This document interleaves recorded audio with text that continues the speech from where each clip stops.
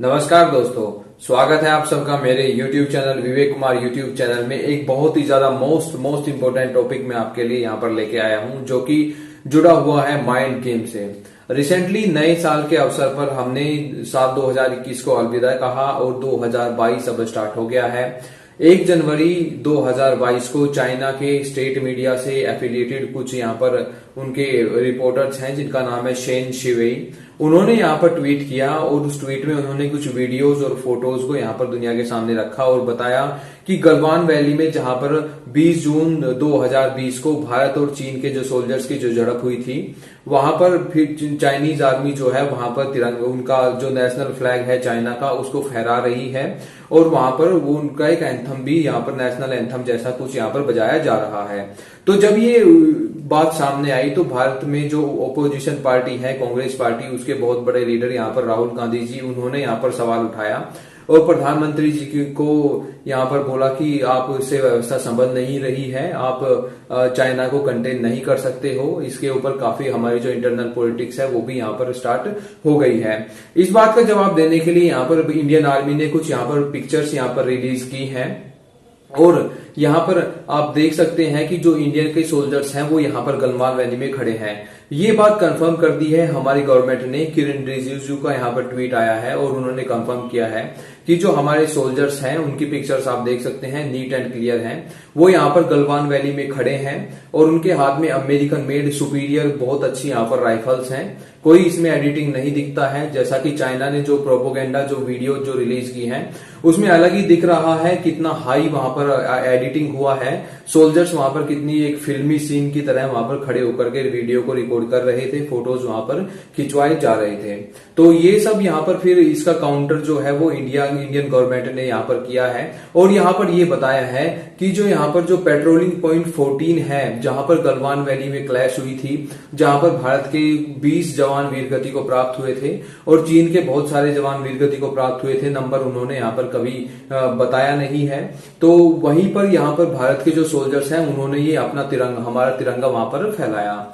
तो फिर चीनी सोल्जर्स ने यहाँ पर कहां पर वो वीडियो शूट की, ये सवाल आपके मन में आ रहा होगा। देखिए यहाँ पर अभी गलवान वैली में जहां पर ये क्लैश हुआ था वहां पर अभी हमारा डिसएंगेजमेंट चाइना के साथ हुआ है। यहाँ पर ये दोनों देशों की सरकारों के बीच में अंडरस्टैंडिंग यहाँ पर ये बनी है कि दोनों देशों की सेनाएं 2-2 किलोमीटर दूरी की पीछे रहेंगी। तो उस 2 किलोमीटर पीछे की जो दूरी है वहीं पर खड़े होकर के चाइना के जो सोल्जर्स हैं उन्होंने ये वीडियो यहाँ पर बनाया है और इसको यहाँ पर बोल दिया है कि हम तो वहां पर पेट्रोलिंग पॉइंट 14 पर, पीपी पॉइंट 14 पर हम वहां पर खड़े थे। तो जो कि सरासर यहाँ पर दिख रहा है कि बिल्कुल भी वो सच नहीं बोल रहे हैं। चाइना के यहाँ पर कितने सोल्जर्स मारे गए थे उसको लेकर के अभी तक भी कोई क्लैरिटी यहाँ पर नहीं आई है। यहाँ पर कुछ स्रोतों से बताया जा रहा है कि 45 से लेकर 40 उनके सोल्जर्स यहाँ पर मारे गए थे। चाइना की सबसे बड़ी दिक्कत यही है, जो उनके सोल्जर्स यहाँ पर मारे जाते हैं उनको चाइना में सम्मान यहाँ पर बिल्कुल भी मिलता नहीं है। चाइना की गवर्नमेंट नंबर यहाँ पर छुपा देती है। एक बहुत बड़े सोशल मीडिया इन्फ्लुएंसर और ब्लॉगर चाइना में जिनका नाम कुई जिमिंग था, उन्होंने बस ये बोल दिया था कि चाइना के जो है 4 सोल्जर्स नहीं मरे हैं, बहुत सारे सोल्जर्स यहाँ पर चाइना के मारे गए हैं और चाइना की जो गवर्नमेंट है वो इस बात को यहाँ पर छिपा रही है। इतना बोलने के बाद उस सोशल मीडिया इन्फ्लुएंसर ब्लॉगर को यहाँ पर जेल में डाला गया। पूरी देश के सामने उसको आकर के यहाँ पर नेशनल जो उनका स्टेट मीडिया से जो कंट्रोल उनके चैनल हैं वहां पर आके उसने देश से माफी मांगी कि मैंने जो बोला है वो गलत बोला है। तो यहाँ पर चाइनीज जो सोल्जर्स जो मारे जाते हैं उनको प्रॉपर वहां पर क्रेडिट चाइना की जो कम्युनिस्ट पार्टी है वो यहाँ पर देती भी नहीं है। और लेकिन ये सब यहाँ पर क्यों हो रहा है? आप बोलेंगे कि चाइना को मिलता क्या है यहाँ पर बार बार ये प्रोपोगेंडा वीडियो जो है झूठी बातें यहाँ पर करके।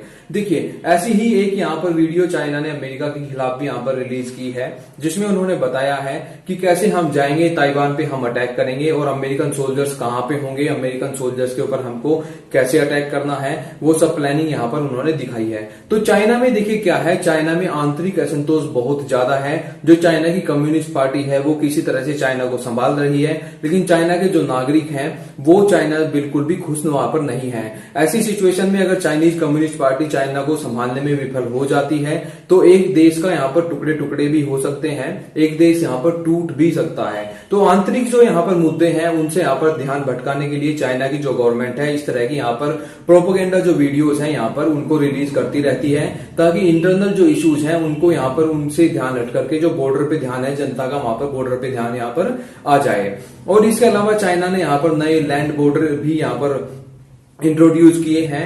1 जनवरी 2022 से ये लैंड बॉर्डर जो लॉ उन्होंने नए बनाए हैं ये इफेक्टिव हो जाएंगे। इसमें उन्होंने और ज्यादा पावर दी है अपनी आर्म्ड फोर्सेस को। और इन ऑर्डर को इंट्रोड्यूस करते टाइम यहाँ पर चाइना ने स्पेसिफिकली मेंशन किया था कि 2020 में जो इंडिया के साथ गलवान वैली में हमारी क्लैश हुई उसको देखते हुए हम यहाँ पर अपनी जो आर्म फोर्सेस हैं उनको हम यहाँ पर और ज्यादा पावर यहाँ पर देने वाले हैं चाइना। इसके अलावा चाइना यहाँ पर और क्या काम कर रहा है, चाइना की जो मिनिस्ट्री ऑफ सिविल अफेयर्स है उसने अभी रिसेंटली एक मूव यहाँ पर ये चला है भारत के ऊपर दबाव डालने के लिए। अरुणाचल प्रदेश में 15 जगहों के नाम उन्होंने चेंज किए हैं चाइना में, उनके चाइनीज नाम यहाँ पर रख दिए हैं। उनमें कुछ यहाँ पर विलेजेस भी हैं जो भारत में अभी भारत के कंट्रोल में हैं, लेकिन उसके नाम उन्होंने चाइनीज लैंग्वेज में यहाँ पर नाम रख दिए हैं। सेम यहाँ पर टैक्टिक इन्होंने 2017 में भी अपनाया था। 14 अप्रैल 2017 को भी इन्होंने 6 जगहों के नाम यहाँ पर चेंज किए थे, कुछ उसमें छोटे सिटीज भी हैं टाउन जैसे, और उनके चाइनीज यहाँ पर नाम रख दिए थे। इसके अलावा यहाँ पर जो प्रोपोगेंडा वीडियो जो रिलीज की जा रही है उसके पीछे एक बहुत बड़ा यहाँ पर रीजन ये भी है, अभी विंटर सीजन चल रहा है और गलवान वैली जो है वहां पर बहुत ज्यादा ठंड पड़ रही है। जो चाइनीज सोल्जर्स हैं वो ठंड को बर्दाश्त नहीं कर सकते हैं, ये बात जग जाहिर है। चाइनीज सोल्जर्स बहुत ज्यादा किसी भी चीज को रेजिस्ट नहीं कर सकते हैं। तो अभी के लिए जो सोल्जर्स बॉर्डर पे जो तैनात थे वो वापस चले गए हैं चाइना। बहुत गिने चुने सोल्जर्स यहाँ पर बॉर्डर पे हैं और चाइना ने बॉर्डर पे यहाँ पर तैनात किया हुआ है रोबोट को, जिनकी पिछले कुछ दिनों यहाँ पर वीडियो भी रिलीज हुई थी, ताकि अगर किसी तरह का कुछ यहाँ पर भारत के साथ एस्केलेशन होता है तो वो रोबोट के जरिए यहाँ थोड़ा बहुत लड़ाई कर सके। चाइना के जो सोल्जर्स हैं वो अभी के लिए बॉर्डर से बहुत पीछे हट चुके हैं, लेकिन चाइना दिखाना चाहता है कि हम यहाँ पर बॉर्डर पे डट के खड़े हैं। तो एक ये भी रीजन हो सकता है कि इस तरह की जो वीडियोज हैं उनको चाइना यहाँ पर शो कर रहा है। इसके अलावा आपको एक बात भूलनी नहीं चाहिए, चाइना में देखिए क्या होता है, हमारे देश में जो मीडिया है वो बिल्कुल फ्री है। चाइना की सरकार हमारे देश की मीडिया को पैसे देती है, हमारे देश के जो न्यूज़पेपर है उनको पैसे देती है और वहां पर लिखती है अपनी जो उनका जो प्रोपोगेंडा होता है उसको बहुत यहाँ पर तेजी से आगे बढ़ाती है। हमारे सारे न्यूज चैनल भी यहाँ पर उनकी बातें गाते हैं, उनसे पैसे लेते हैं। साउथ के कुछ लीडर्स हैं जो हर समय चाइना का गुणगान करते रहते हैं क्योंकि उनको व्यक्तिगत फायदे पहुंचते हैं, देश की उनको चिंता यहाँ पर है नहीं। चाइना का यहाँ पर इंटरनल एक डॉक्यूमेंट है जो लीक हुआ है, लेकिन वो चाइना से बाहर यहाँ पर नहीं आ पाया है। उसमें साफ साफ लिखा गया है कि जब साल 2045 आएगा तब तक हम ताइवान को तो कब्जा चुके होंगे, तब हमको कब्जाना है यहाँ पर अरुणाचल प्रदेश को। और यहाँ पर एक ये उनका माइंड प्रिपरेशन भी यहाँ पर वो अपने लोगों का कर रहे हैं कि ये अरुणाचल प्रदेश जो है यहाँ पर ये चाइना का यहाँ पर अभिन्न हिस्सा है, यहाँ पर इंटीग्रल पार्ट ऑफ चाइना है, तो इसको हम फ्यूचर में कब्जाने वाले हैं।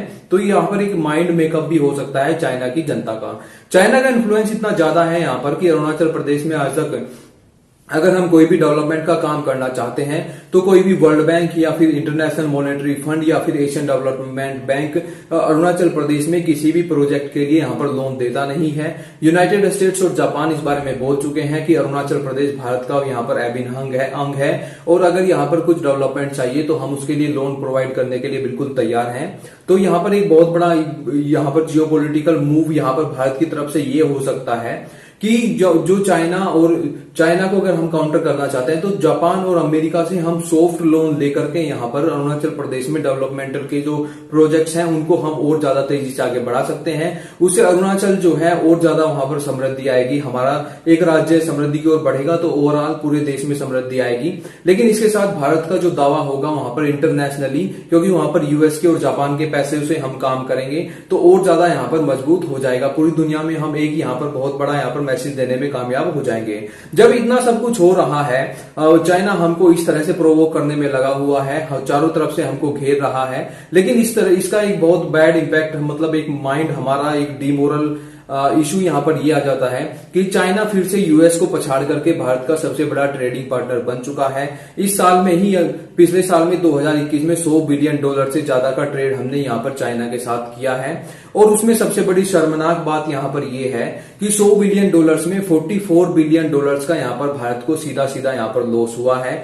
जितना सामान हमने चाइना को एक्सपोर्ट किया है उससे $44 बिलियन का जो सामान है वो चाइना ने हमको यहाँ पर एक्सपोर्ट किया है, यानी कि $44 बिलियन का हमको यहाँ पर व्यापार घाटा सीधा सीधा हुआ है।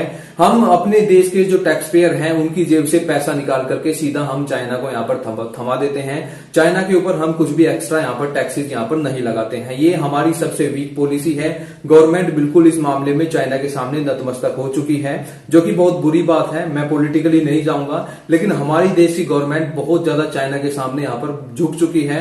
$44 बिलियन एक फाइनेंशियल ईयर में हम उनको यहाँ पर सीधे पकड़ा देते हैं। उस पैसे का वो लोग करते क्या है, नए नए शिप्स बनाते हैं, नई मिसाइल डेवलप करते हैं, नए टैंक बनाते हैं, नई फ्रिगेट बनाते हैं, नई सबमरीन बनाते हैं, और वो सबमरीन जो अरेबियन ओशियन है उसमें डॉक करते हैं, और अरेबियन ओशियन की तरफ से भी वो पाकिस्तान में पोर्ट बनाते हैं हमारे ही पैसे से, और वहां पर न्यूक्लियर वेपन भी वो डिप्लॉय कर रहे हैं। मतलब हमारे पैसे से ही वो हमको ही अटैक करने के बारे में सोच रहे हैं। तो एक बहुत बड़ी मूर्खता वाली यहाँ पर जो पॉलिसी है भारत सरकार के द्वारा यहाँ पर अपनाई जा रही है। चाइना की जो मार्केट है वो एक अलग तरह से काम करते हैं। चाइना का जो हार्डवेयर है वहां पर इलेक्ट्रॉनिक्स का जो मैन्युफैक्चरिंग है, मोबाइल्स का, कंप्यूटर्स का, ऑटोमोबाइल्स का, वो बहुत ज्यादा है। चाइना सबसे ज्यादा भारत में जो एक्सपोर्ट करता है वो यही चीजें हैं, मोबाइल्स हो गया, कंप्यूटर गैजेट्स हो गया और कार्स हो गया, ये सब चीजें भारत में एक्सपोर्ट की जाती हैं। भारत की गवर्नमेंट चाइना के सामने पूरी मार्केट खोल के रख देती है कि आइए हमारे देश को लूटिए, जितना आपको लूटना है आप लूट सकते हैं। इसके अलावा यहाँ पर होता क्या है, भारत की जो सॉफ्टवेयर इंडस्ट्री है, आप जानते होंगे टीसीएस में 5.25 लाख लोग आज के टाइम में काम करते हैं। टीसीएस और इन्फोसिस बहुत बड़ी बड़ी हमारे यहाँ सॉफ्टवेयर जायंट्स हैं। अगर इन कंपनीज को चाइना की सॉफ्टवेयर मार्केट का एक्सेस मिल जाए तो जो चाइना की जो सॉफ्टवेयर कंपनीज हैं उनको रातों रात हम तबाह कर सकते हैं। चाइना में हम बाढ़ ला देंगे, इतने कम पैसों में हम सॉफ्टवेयर सॉल्यूशन यहाँ पर चाइना की जो और कंपनीज हैं उनको प्रोवाइड कर देंगे कि पूरी दुनिया में कोई भी नहीं कर पाएगा। इस बात को चाइना भली भांति जानता है। तो चाइना ने यहाँ पर ये क्या किया है कि टीसीएस और इन्फोसिस को यहाँ पर चाइना में कर दिया है बैन, यानी कि टीसीएस और इन्फोसिस चाइना में अपने सॉफ्टवेयर सॉल्यूशन जो है उनको बेच करके पैसा बिल्कुल भी नहीं कमा सकती। और भारत सरकार में इतनी हिम्मत नहीं है कि वो चाइना के सामने इस इशू को उठाएं और यहाँ पर ये बात कहें कि अगर आप हमारी इन कंपनीज को एक्सेस नहीं देते हैं तो वहां से जो इलेक्ट्रॉनिक जो गुड़ आते हैं हम उनको यहाँ पर अपने देश में बैन करेंगे। भारत में आज के टाइम में इलेक्ट्रॉनिक्स की जो मैन्युफैक्चरिंग है बहुत तेजी से बढ़ती जा रही है। इस साल भी हमारी इलेक्ट्रॉनिक्स की जो मैन्युफैक्चरिंग है 60 से लेकर $70 बिलियन की एक साल में हुई है। अगर इसी स्पीड से हम आगे बढ़ते रहे तो अगले 6 से 7 साल में हमारे देश का जो इलेक्ट्रॉनिक्स जो मैन्युफैक्चरिंग होगा वो $300 बिलियन के भी क्रॉस कर जाने वाला है, जो कि हमारे देश की इकोनॉमी के लिए यहाँ पर बहुत अच्छी यहाँ पर बात होगी। तो कंप्लीट एनालिसिस यही था इस वीडियो का। इसके अलावा मैं आपको यहाँ पर ये भी मैं आपको बता देना चाहूंगा, चाइना यहाँ पर एक और काम कर रहा है। डेली यहाँ पर यूएस के जो वेरियस जो न्यूज आउटलेट हैं वो यहाँ पर इस बात को कवर कर रहे हैं कि चाइना जो है अपना जो न्यूक्लियर आर्सेनल है, जो परमाणु बम है, उनको डे बाय डे वो बढ़ाता जा रहा है। चाइना में जो न्यूक्लियर बॉम्ब्स की संख्या है वो धीरे धीरे यहाँ पर डे बाय डे उसको कंटिन्यूअसली यहाँ पर बढ़ाने पे लगे हुए हैं, जो कि सीधा सीधा भारत की जो सिक्योरिटी है उसके लिए एक चैलेंज हो जाता है। क्योंकि चाइना ने एक यहाँ पर थ्योरी चली है स्ट्रिंग ऑफ पर्ल्स की। चाइना ने यहाँ पर म्यांमार में कुछ पोर्ट यहाँ पर ले लिए हैं और यहाँ पर बांग्लादेश के कुछ पोर्ट हथिया लिए हैं, श्रीलंका के पोर्ट्स यहाँ पर हथिया लिए हैं, पाकिस्तान के पोर्ट्स यहाँ पर हथिया लिए हैं। मतलब चारों तरफ से यहाँ पर भारत को घेर लिया है और वहां पर वो न्यूक्लियर वेपन्स भी उन्होंने डॉक करने शुरू कर दिए हैं। एक आइलैंड था हमारा यहाँ पर अंडमान एंड निकोबार द्वीप समूह के पास में, जिसको जवाहरलाल नेहरू की सरकार ने म्यांमार को गिफ्ट कर दिया था।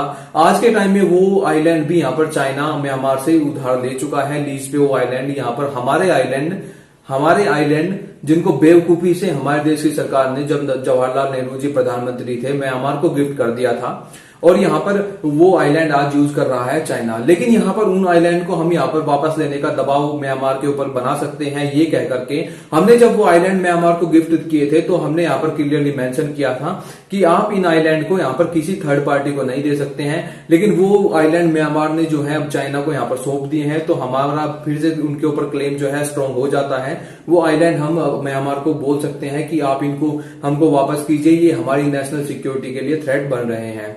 तो ये था कंप्लीट एनालिसिस इंडिया चाइना के जो बायलैटरल रिलेशंस हैं उनके लिए। आप क्या मानते हैं, इंडियन गवर्नमेंट की क्या पॉलिसी है, क्या ये सही है या इसमें और कुछ इंप्रूवमेंट होने चाहिए, या आप मानते हैं कि चाइना अभी के लिए हमसे बहुत ज्यादा स्ट्रांग है, अभी हमको सिर्फ डेवलपमेंट पे फोकस करना है? जो भी आपके व्यूज हैं आप कमेंट सेक्शन में जरूर बताइएगा, मैं आपके व्यूज का बहुत बेसब्री से वेट करूंगा। Till then thank you very much, bye bye.